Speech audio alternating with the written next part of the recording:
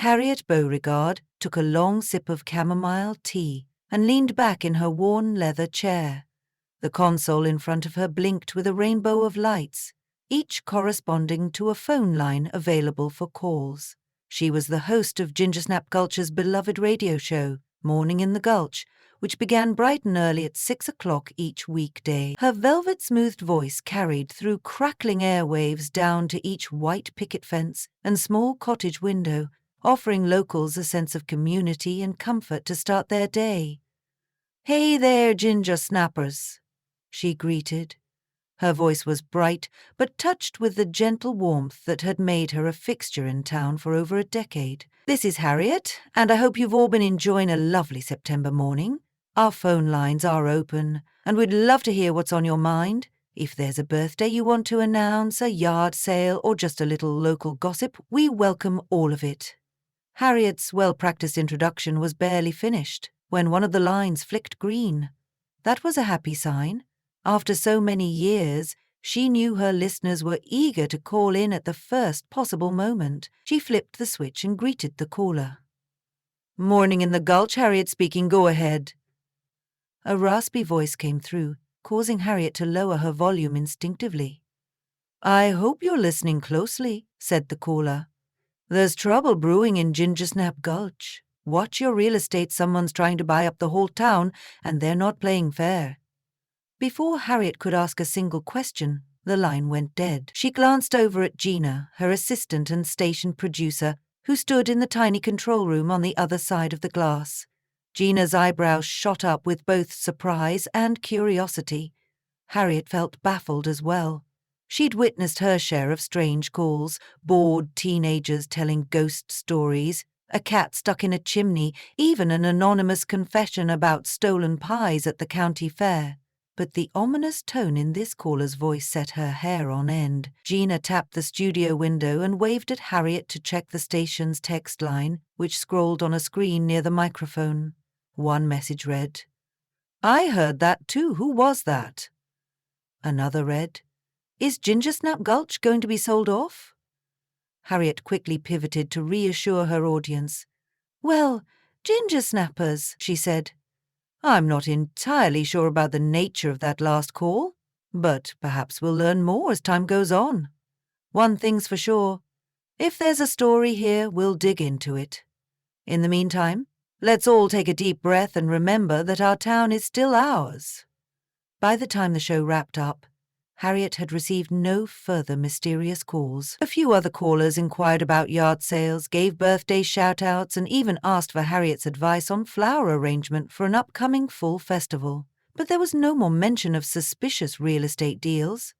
Harriet tried to soothe her own misgivings by imagining that the call might have been a prank. Still, something about the urgency in that voice made her uneasy.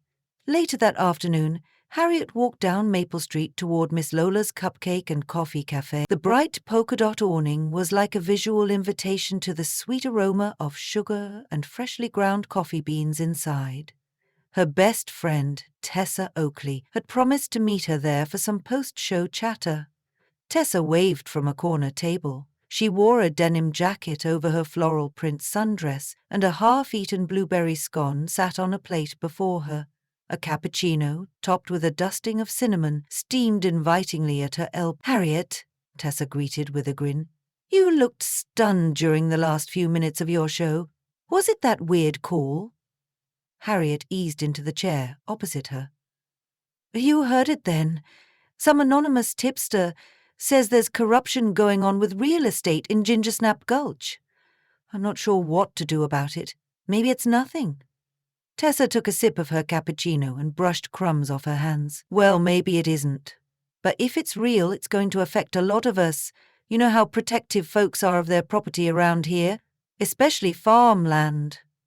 "That's exactly what I was thinking," Harriet said, frowning lightly. She fiddled with a sugar packet between her fingers. "Or maybe someone is just stirring up rumors. I've had my fair share of random chatter from bored locals, but I have to admit the tone was serious." Tessa nodded. "You need to be careful if you decide to investigate. Perhaps talk to the stations that handle property listings, or maybe you could chat with the mayor. Figure out if anything's actually happening behind the scenes? Harriet nodded. That's not a bad idea. I might even ask the new real estate agency in town. Frontier Homes, I believe it's called. They replaced that old insurance office on Pine Street. Though, come to think of it, they appeared out of nowhere a few months ago. Seems a bit too timely. Tessa glanced around to see if anyone was listening. Gingersnap Gulch's residents loved to eavesdrop on the faintest whiff of scandal, and Harriet and Tessa knew how quickly conversations could spiral into rumors. She leaned in, lowering her voice. Check it out, Harriet. You have a platform. You can do some on-air investigating. If nothing comes of it, you can drop the subject. But I have a hunch something is going on. You know how this town can be. Harriet let out a long sigh, feeling a faint excitement stirring. It wouldn't be the first time Gingersnap Gulch had secrets, she said. Let's see what tomorrow's show brings. The next morning, Harriet arrived at the station before dawn. She prepared her notes for the day, local announcements, upcoming weekend events, plus a short interview with a farmer about the fall apple harvest. But the phone lines rang incessantly once she went live. By 6:30, Harriet decided to forego her scripted segments to make room for the volume of calls. Nearly every caller started with something trivial. A greeting for a neighbor, a mention of a yard sale, before pivoting to the rumor about properties being sold off. Then, at 7:15, Harriet's phone line flicked green for a very distinct reason. The low voice was back, making Harriet's pulse quicken. You have to follow the money, the same raspy tone warned. Frontier Homes is not what it seems. They're connected to a developer who wants to turn Gingersnap Gulch's farmland into a resort. People's homes will be gone before they know it. Harriet tried to keep calm, leaning forward over her microphone. Wait, what can you tell us about Frontier Homes? Who is their developer? Why would they want farmland specifically? But the line clicked silent. Harriet made a face at Gina in the control room, her confusion mirroring Gina's own. For the next few minutes, Harriet stared at the blinking text screen, which filled with notes from various listeners. Some claimed the voice belonged to a local man who had once been the caretaker of the old orchard. Others said it might be a vagrant passing through. Still others insisted the voice belonged to no one they recognized. When Harriet ended the show, her curiosity burned. She tidied up the station, making sure to file all the text messages so she could review them later. She knew what she had to do, ask around about Frontier Homes. The rest of the morning, Harriet called acquaintances who might have a lead. First on her list was her friend Hugh Crispin, a small-time contractor who prided himself on knowing everyone in the construction business within a 50-mile radius. Hugh's voice crackled across the phone line. Hey, Harriet, Frontier Homes? Sure, I've heard of them. They just hired me to do some interior finishing work on a few houses that used to be farmland. Surprised me when they started building up on Willow Road. That was farmland for decades, but apparently the owners sold it off. Did you notice anything strange about the deal? Harriet asked. I didn't think much of it at the time, Hugh admitted, but the client was extremely eager.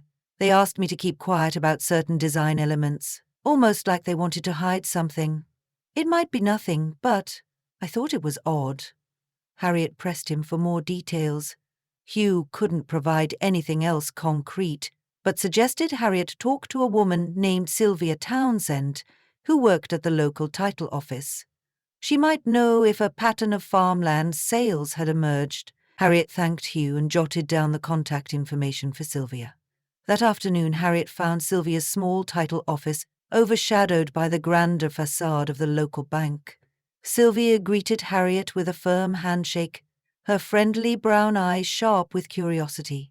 She waved Harriet to a seat in front of her neat desk, piled high with property records. Always a pleasure talking to you, Harriet, Sylvia said. Did you bring me news about those rumor calls? I might have caught a snippet on the radio this morning. Harriet nodded.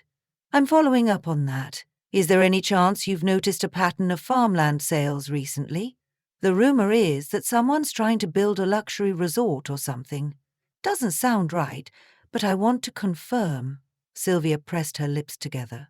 She opened a filing cabinet, pulled out a couple of thick manila folders, and laid them flat. "Well, Gingersnap Gulch has farmland, but a lot of it is family held for generations. It's unusual for so many to go up for sale in such a short span of time. But look, these are the most recent transactions in the last 6 months. Some of them are large plots, all purchased under shell companies or third parties, and I keep seeing Frontier Homes involved." Harriet's heart thumped. So, it might be true. More farmland is changing hands than typical. "Indeed," Sylvia said. "It's not technically illegal, but the speed and the hush-hush nature, suspicious. I tried bringing it up to the mayor's office, but there's been no official statement. Some of these deals happened almost overnight." Harriet tucked her notepad away. "Thanks so much, Sylvia. This has been enlightening and a little scary. If you come across anything else, can you give me a heads up?" Sylvia nodded emphatically. "Of course. Just be careful." Harriet left the office with a swirl of conflicting emotions. If farmland was being sold without the community's knowledge, there might be some underhanded game at play.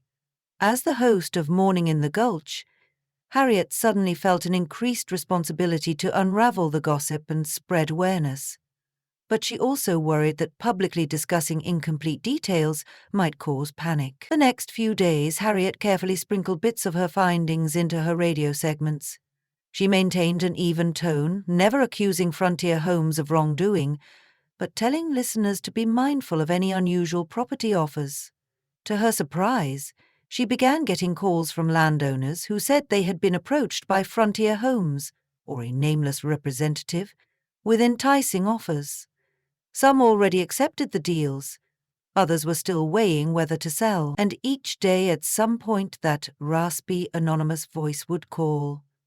These calls came with more insistence and more detail, though Harriet still couldn't question the caller enough before they disconnected. One morning, the mysterious voice claimed that important documents had been forged. Land deeds, appraisals, and even environmental surveys. By then, Harriet suspected that the new real estate agency was a front for a larger developer who was swooping in under cover of night, figuratively speaking. But she lacked proof. So she resolved to do some gumshoe work. Late one Friday afternoon, Harriet enlisted Tessa to drive with her to Frontier Homes' site on Willow Road, where new houses stood half-finished, dusty and silent under the setting sun. They parked near a patch of weeds. Harriet stepped out first, scanning the area for any workers or security. As Tessa joined her, she motioned to the largest house at the end of a gravel driveway. Plywood and scaffolding clung to the structure, and the front yard was a mess of spare lumber. Furtively, the two women crept closer. "Look here," Tessa whispered, pointing at a shipping label on one of the lumber pallets. It read, "Raven Development Co., a name Harriet didn't recognize. "It doesn't say Frontier Homes," Harriet muttered, taking a quick photo with her phone. "This might be the bigger fish we've heard about. I bet they're behind the entire farmland buyout. Let's see if we can find something more conclusive." An open side door led into the house's unfinished interior. It was dim, with only the last rays of daylight filtering through the windows. Tools lay scattered, but the place seemed deserted. Harriet's heart pounded. She realized how risky it was to wander around a work site uninvited. They stepped into what would eventually be a living room, carefully avoiding stray nails.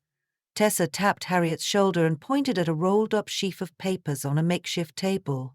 Harriet gently unrolled them, revealing architectural plans.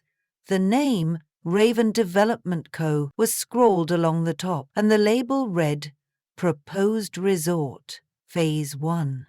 Harriet's eyes scanned each page, focusing on the outlines of a grand complex featuring multiple buildings. A wave of shock rippled through her. If these blueprints were correct, Gingersnap Gulch's scenic farmland would be transformed into a sprawling resort, complete with hotels, a golf course, and conference centers. The name, Gingersnap Gulch was plastered across the heather in bold letters. Tessa's eyes were wide. "So it's real," she whispered. "They're gearing up for a resort. That's what all the farmland is for." They heard a noise at the front entrance, a door creaking open. Harriet hastily rolled the plans back up, leaving them on the table. She and Tessa pressed themselves against the wall, hearts hammering. Footsteps approached, accompanied by a sharp voice. "The farmland acquisitions are moving quickly, and everyone's been tight-lipped. The radio host is snooping around, but no one in an official capacity has demanded we stop. We'll break ground on the resort soon." Harriet clapped a hand over her mouth in shock. Tessa grabbed Harriet's arm, her eyes urging retreat. With slow, measured steps, they crept back the way they came, slipping out the side door before the man strolled deeper into the house. Once outside and out of earshot, they ran for Tessa's car, hearts pounding from the close call. They huddled inside, breathing fast. "That's it," Harriet panted. "We have to blow the whistle on this. The folks in Gingersnap Gulch deserve to know their farmland is being eaten up by a huge development." Tessa nodded fervently. "And who knows if the deals are fully legal? If they used forged documents? Harriet, we might be looking at something worth investigating by the county or even the state." "We'll call the mayor first," Harriet decided. "If that goes nowhere, we'll bring it up on air. This can't stay hidden." The following Monday, Harriet managed to arrange a meeting with Mayor Dorothy Hanover. Though she was known for her bright pastel suits and friendly smile, Dorothy's nearest associates sometimes hinted that she wasn't fond of rocking the boat. Still, Harriet marched into the mayor's office, determined to share what she had uncovered. As Harriet explained her suspicions, the mayor's expression morphed from cheerful curiosity to guarded concern. She fiddled with a pen on her desk, glancing at Harriet through her gold-rimmed glasses. "I've heard some whispers," Mayor Hanover said slowly. "A developer approached the council quietly last month. They pitched a plan to boost tourism, create jobs. At the time, we only saw preliminary sketches. The company's representative was from Frontier Homes. They said they'd done everything above board. So no one objected," Harriet pressed on. "Well, it seems they're doing more than planning. They're already building. They have farmland in their pocket. And from the calls I've been getting, they might be using shady tactics." Mayor Hanover sighed, tapping a note on her pad. "Let me see if I can uncover whether official procedures were bypassed. We have an upcoming council session in a few days. They'll have to answer questions there. I suggest you gather any hard evidence you can and present it properly." Determined, Harriet nodded. "I have photos and notes. Thank you, Mayor Hanover." That evening, Harriet prepped her next morning's broadcast. She was prepared to go live with the story, but every so often she considered the ramifications. If the mayor was willing to investigate, perhaps Harriet could trust the pipes of official channels. But Harriet also knew that part of Gingersnap Gulch's spirit was its community-driven accountability. One needed only mention a single whiff of scandal, and townspeople would rally in defense of their neighbors. When Harriet turned on the microphone at 6 o'clock the next morning, her heart pounded with nerves. After the usual pleasantries, she kept her voice calm but firm as she addressed the rumors. She spoke of farmland sales, of large-scale development, of the potential risk for families that might not realize their property value. She urged listeners to attend the council meeting in 2 days, to stay vigilant, and to share any suspicious details about these secretive deals. Midway through her statement, the phone line glowed green again. Harriet braced for the anonymous voice. She flipped the switch. Indeed, it was the same raspy tone. "Good job, Harriet," the caller said, voice crackling with tension, starting to sweat. "But be warned, they'll try to discredit you. I've found an important set of documents that prove they faked environmental impact reports. If you meet me at the Apple Barrel Diner's back parking lot tonight at 8, I'll hand them over." Harriet paused. She'd seen enough crime dramas to know that an evening rendezvous with an anonymous informant was a risky idea. Still, she felt a wave of relief wash over her. With official documents in hand, she'd have the clinching evidence. "All right," she said on air, though the listener likely already understood. "I'll be there. Please. Be careful." That evening, Harriet arrived at the diner just before 8. The neon sign cast a shimmering reflection on the gravel lot out back. Cars rumbled by occasionally, but the parking lot itself was quiet. She found a solitary figure waiting by the trunk of a battered station wagon. He wore a beanie pulled low and a scarf around his neck, though it was still early autumn. Harriet approached cautiously, heart clinging to every sound. "You the radio host?" he asked, though Harriet recognized the voice immediately. "Yes," she said, glancing around. "Thank you for meeting." The man pulled a small packet of papers from beneath his jacket. "I used to work in the county zoning office." That's how I recognized something was off. Raven Development, under the Frontier Homes label, submitted these environmental surveys that never matched the real data I had on file, but they made sure to keep it quiet. Once I blew the whistle, I was threatened. That's why I had to call in anonymously. Harriet took the packet, flicking through its pages. They seemed legit, though she'd have to trust experts to confirm. "I'll use these at the council meeting, thank you," she said. "Maybe we can keep the farmland from turning into a giant hotel complex." He nodded. "I have to disappear again, but good luck. I'm rooting for Gingersnap Gulch. The developers just thought they could bury us under bribes and shady deals, but the truth deserves to be heard." Then, before Harriet could ask any more questions, the man slid into the driver's seat of the station wagon and drove off. Harriet clutched the papers, feeling the weight of responsibility settle on her shoulders. On the night of the council meeting, the chamber was packed to the gills. Townspeople filled every seat and lined the walls.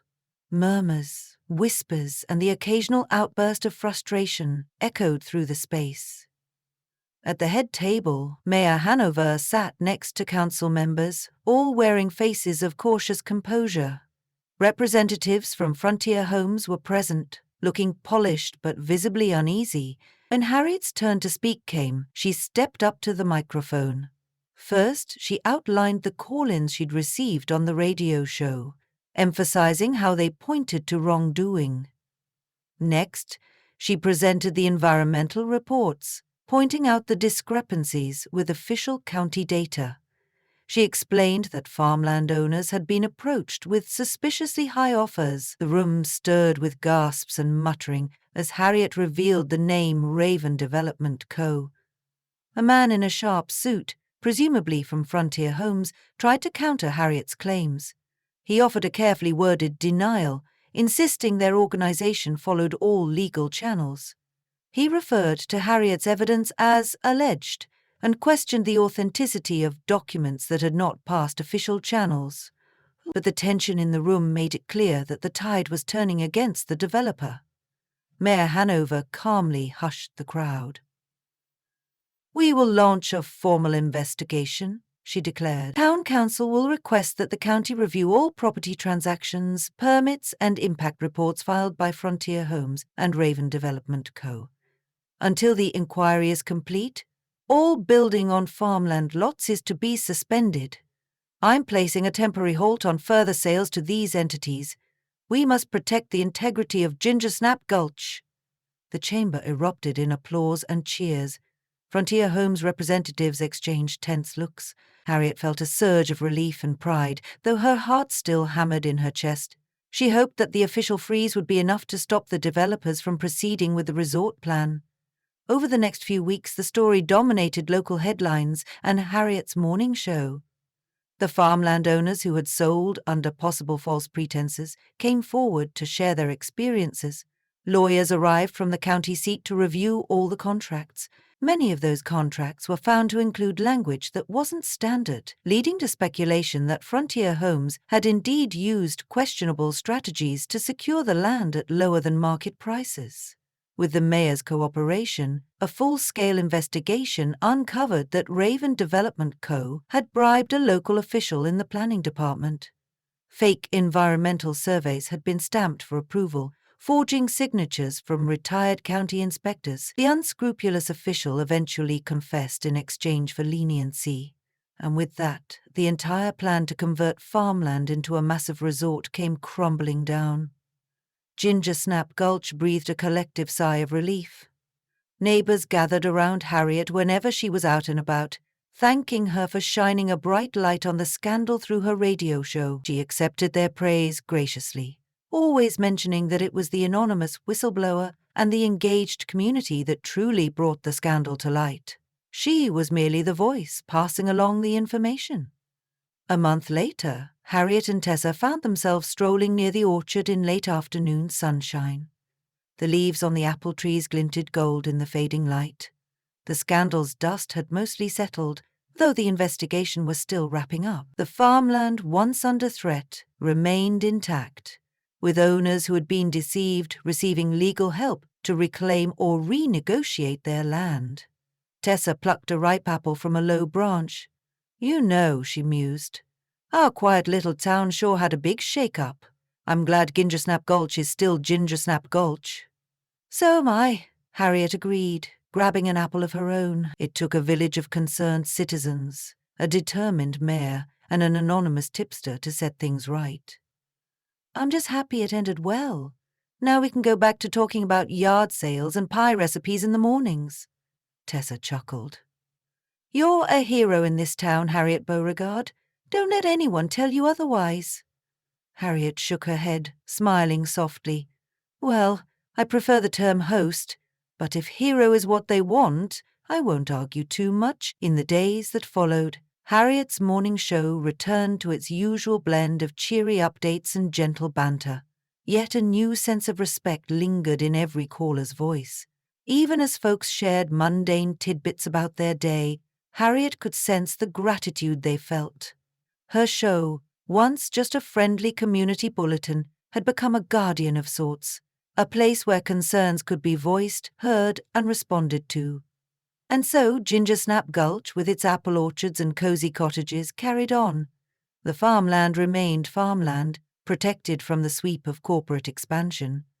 Meanwhile, Harriet continued to flip on her microphone each day at dawn, greeting the dear folks of her small hamlet. She never again heard from the anonymous tipster, but she felt sure that wherever he was, he took comfort in knowing Gingersnap Gulch was safe, still sweet and warm, like the cookies that gave the town its endearing name.